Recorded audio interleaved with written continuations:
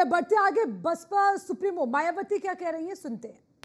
होने के साथ साथ विकसित देश होने का प्रमुख मापदंड भी है। स्पष्ट है कि इसका जवाब हाँ में संभव नहीं होने के कारण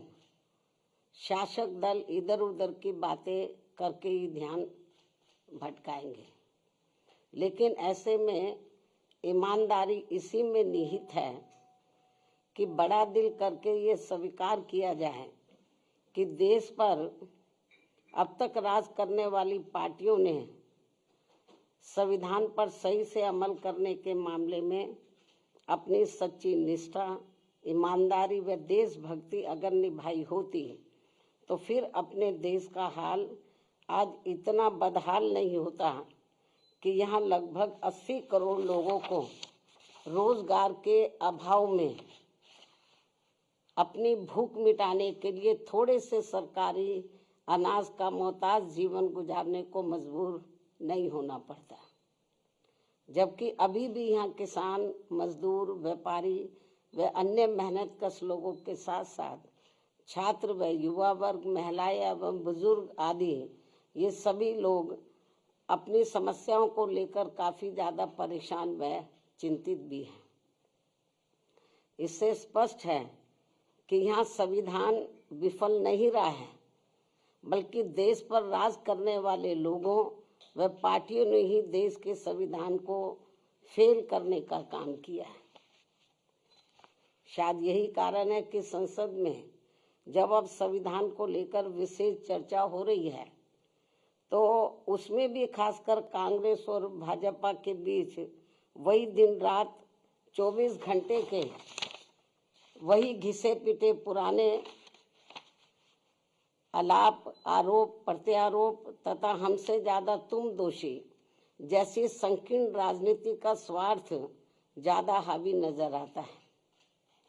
जिससे मामला फिर से कुल मिलाकर वही ढाक के 3 पात वाली कहावत बनकर रह जाएगा। ये स्थिति देश के लिए अति दुखद व लोगों के भविष्य के लिए भी अति दुर्भाग्यपूर्ण है। इसके साथ ही संसद में हो रही इस चर्चा में सत्ता व विपक्ष को सुनकर ऐसा लगता है कि इन्होंने अपने अपने राजनीतिक स्वार्थ में अब संविधान का ही काफ़ी हद तक राजनीतिकरण कर दिया है और इस मौके पर भी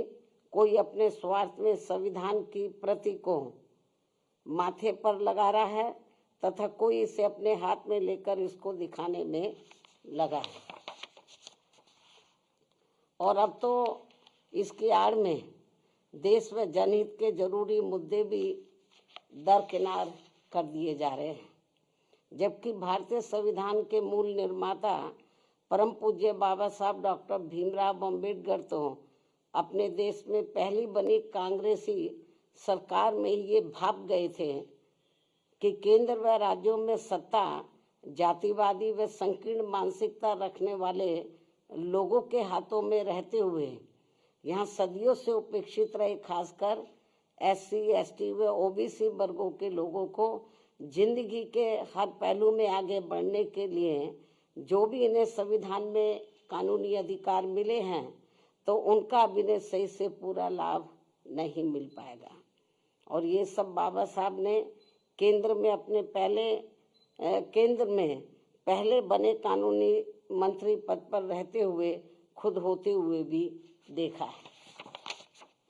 जिससे दुखी व चिंतित होकर